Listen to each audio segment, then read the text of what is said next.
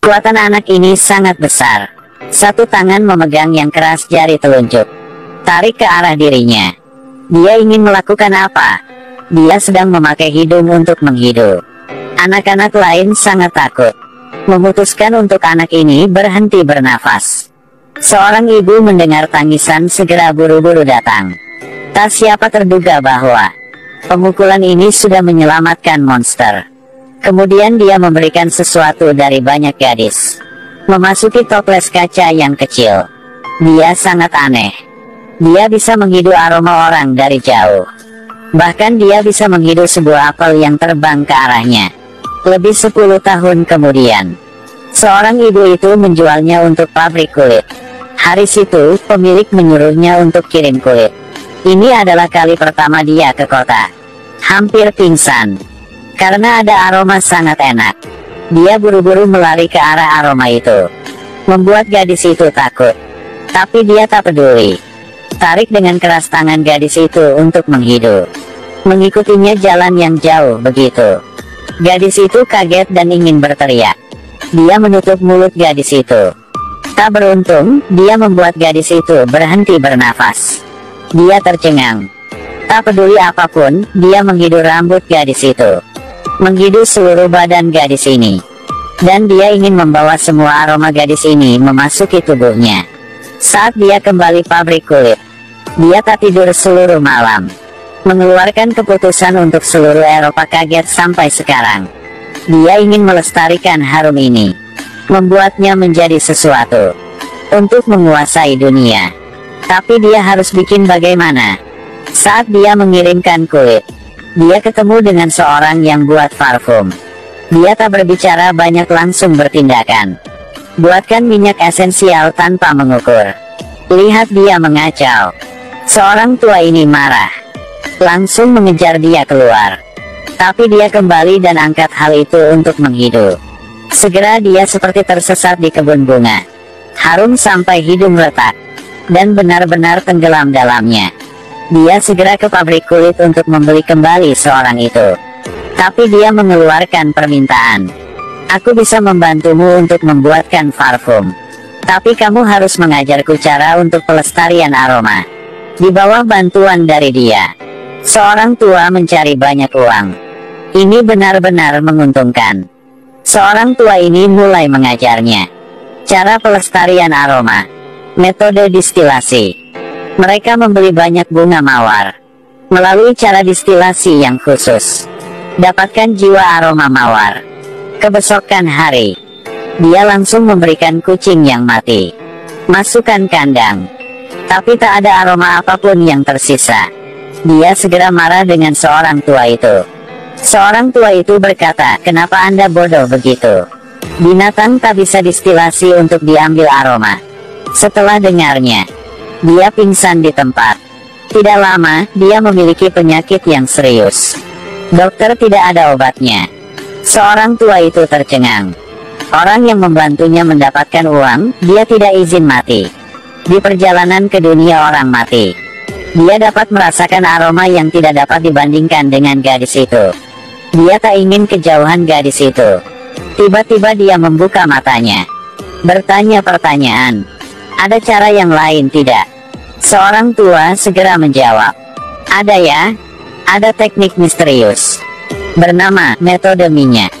Tapi aku belum belajar metode ini. Jadi mereka menandatangani perjanjian baru. Dia harus membuatkan untuk seorang tua itu 100 metode parfum. Sedangkan seorang tua akan membuat sertifikat magang. Untuk dia datang ke tempat dipanggil adalah Grasse dan belajar metode minyak. Grasse adalah kiblat parfum. Di perjalanan, dia sudah menghidu aroma yang rahasia. Juga berasal dari gadis cantik. Dia gunakan hidung untuk mengendus. Saat dia masuk Grasse, dia datang ke sebuah istana. Dia menghidu aroma yang asal dari gadis. Dia sambil tertawa sambil melihat gadis itu. Datang ke daerah ini benar-benar tidak salah. Dia mudah-mudah menjadi mahasiswa. Belajar metode melestarikan aroma dengan minyak. Gunakan minyak dari binatang untuk tarik aromanya. Melestarikan aroma kelopak dalam sekarat. Apa yang dia lakukan setelah itu? membuat semua orang Eropa jatuh pada ketakutan. Dia memasuki segadis pada kolam. Tapi dia tak bikin apa yang lagi.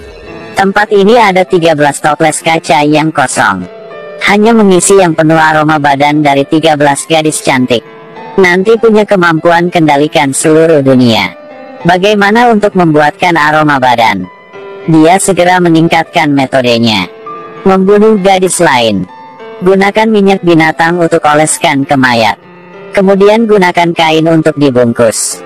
Selanjutnya, diambil minyak keluar dari rambut dan kain. Melakukan distilasi. Akhirnya dia mendapatkan hal yang dia ingin. Toples kaca pertama sudah penuh. Lebih cepat. Hadapi pembunuh berantai yang tak terlihat ini. Orang-orang harus hidup dalam krisis. Bahkan ada seseorang gunakan paku untuk menutup pintu rumahnya. Dia tidak pernah goyah. Bahkan biksu perempuan juga dibunuh olehnya. Sampai saat dia memenuhi toples ke-12.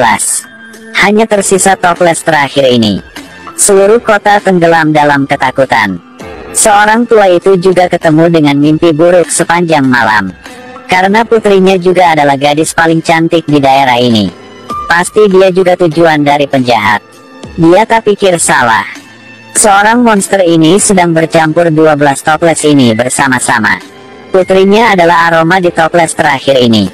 Saat dia bersiap tindakan, menghidup sesuatu aroma yang berlari keluar kota.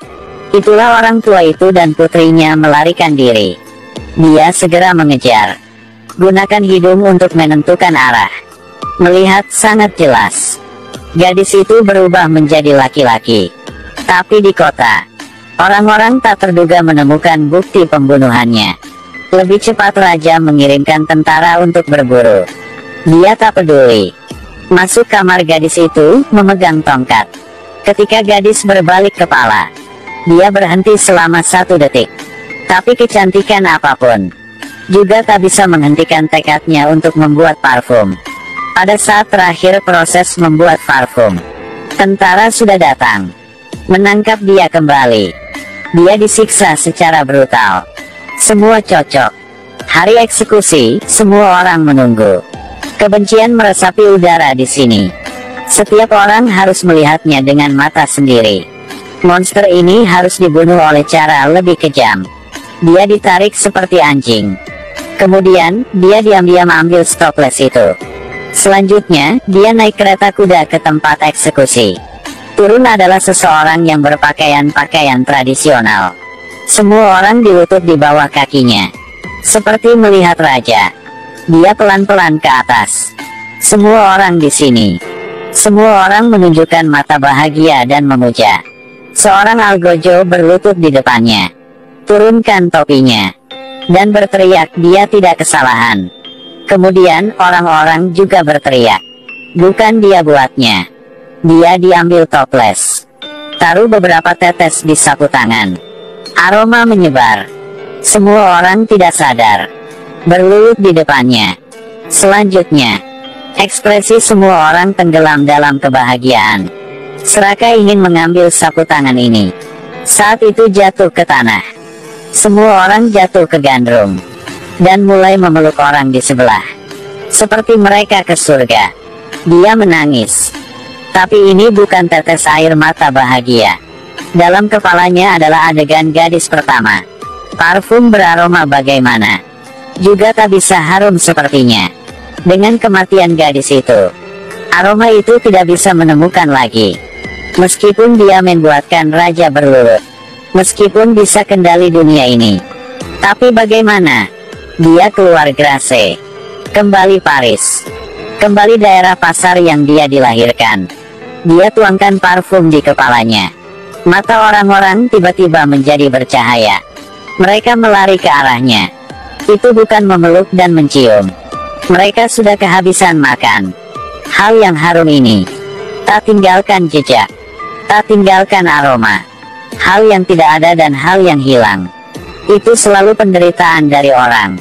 Ucapan ini tak salah. Meskipun dia memiliki